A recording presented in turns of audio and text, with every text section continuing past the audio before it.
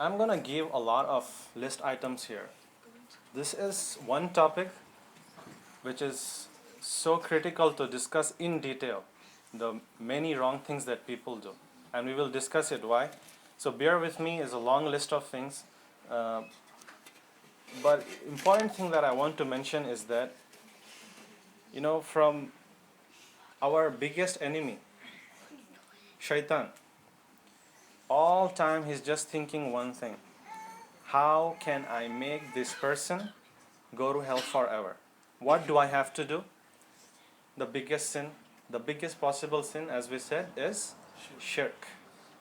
Get him commit shirk. Small, medium, bigger. Let him just put him into the sin.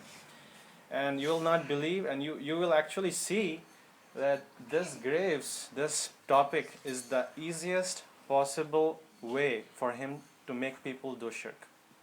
And that is the reason why Prophet Muhammad again and again and again in so many hadith, he prohibited us from the dangers of this grave. And we will mention those hadith.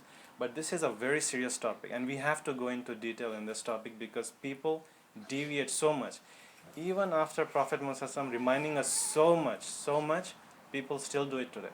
And people forget about the strong evidences they have. They just come up with some fabricated hadith and say, oh, I have this hadith, so I'll stick to this. They allowed me to do so and so, such a thing.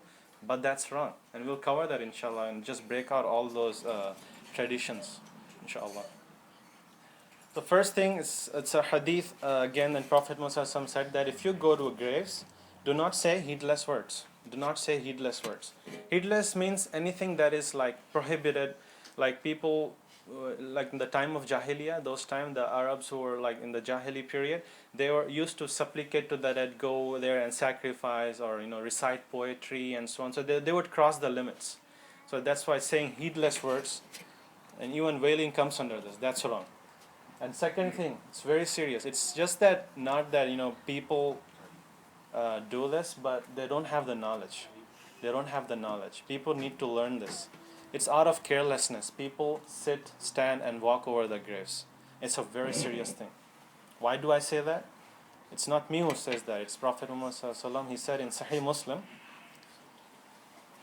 for one of you to sit on a hot coal, burning coal that would burn his clothes and reach his skin, that is better for him than sitting or standing on a grave. You see how serious it is. It's better if you just burn yourself with coal rather than sitting on the grave. It's very, very disrespectful. It's like a house of the person who is buried there. You cannot just sit and stand. The person does not intend to disrespect. He is thinking, oh, this person is there. What's going on? What if I stand? Nothing's going to happen. No. There are still some etiquettes that we need to follow. You have to stay away from that places where they are buried. So you can walk between the graves, but not on the grave. You can't sit. And walking with shoes among the graves. So, hadith from Prophet Muhammad. One time he saw a Sahabi, he was walking in the shoes. So he stopped him. He said, "O man with the shoes, woe be to you.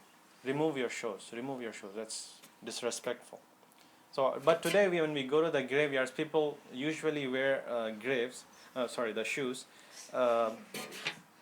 But the scholars made some exceptions here. That they said that if there are like a lot of thorns in the graveyard, and if it is like very hot to walk, then it is okay. You can wear shoes. But when you are close to the grave, make sure that you remove the shoes.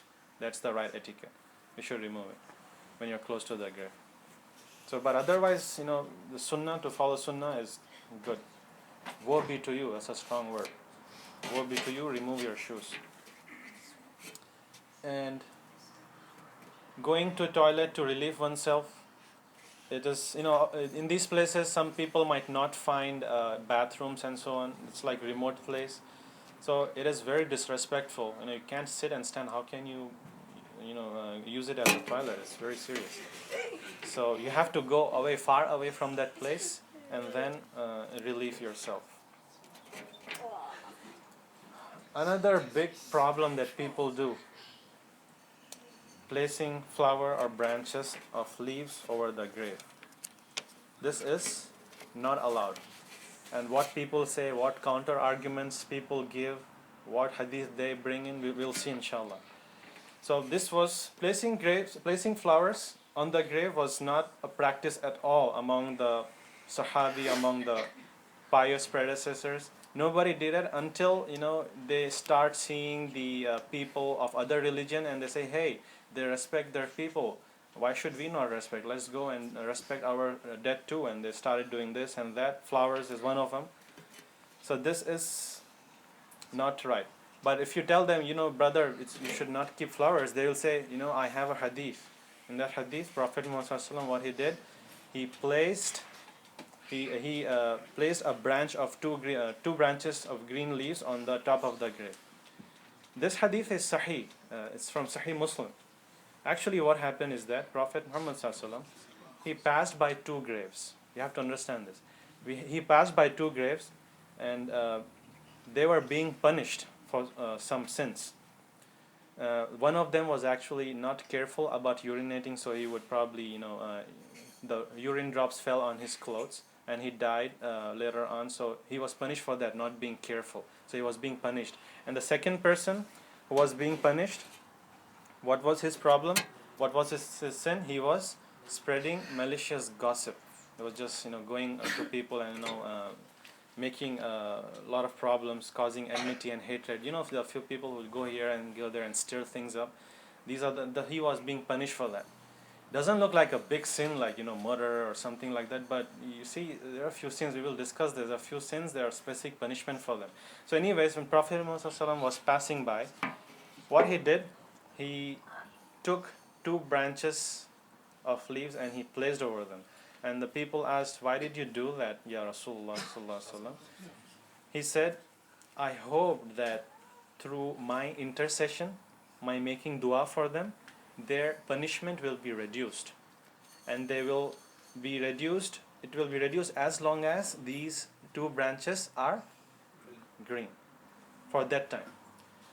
But they took it in a wrong way. They said, aha, look, Prophet Muhammad used this, and that's why we should do that. If we put flowers, as long as flowers are alive, they'll not be punished. They are basically give the reasoning that these flowers, branches, they make dhikr of Allah until they are alive. So since they make dhikr of Allah, the punishment will not fall upon that grave, because it's on the top, it's dhikr. So, but that's wrong understanding. The scholars, how they understood it is that actual reason of they not getting punished, the actual reason why their punishment was reduced was because of the dua of Muhammad sallallahu alaihi wasallam, actual intercession itself. Whenever Prophet Muhammad sallallahu alaihi wasallam makes dua for somebody, that gets benefited, whoever that person is. So, but why did he place those two branches of green leaves? Because he wanted to show people the duration until which they will not be punished. They probably like 1 or 2 days that they will get benefited. So the reason was not the green leaves, the reason was the dua of Prophet Muhammad sallallahu alaihi wasallam. If that was the case, we would always just, Prophet Muhammad sallallahu alaihi wasallam would always place the green leaves every time and nobody would be punished. But that was not the case, right? After him, did our Sahaba Abu Bakr and Umar radiallahu anhu, did they do that? Nobody did that. So if that was the case, they would have definitely done that. Few things were very specific for Prophet Muhammad sallallahu alaihi wasallam, and this was one of the specific case. So this is not allowed. It's a bid'ah, one of the examples of bid'ah, imitation of the disbelievers as well. It was not the practice among the Muslims. This is a recent phenomenon. People started doing this later on in the Muslims' graveyards. Not something pious predecessors never did that.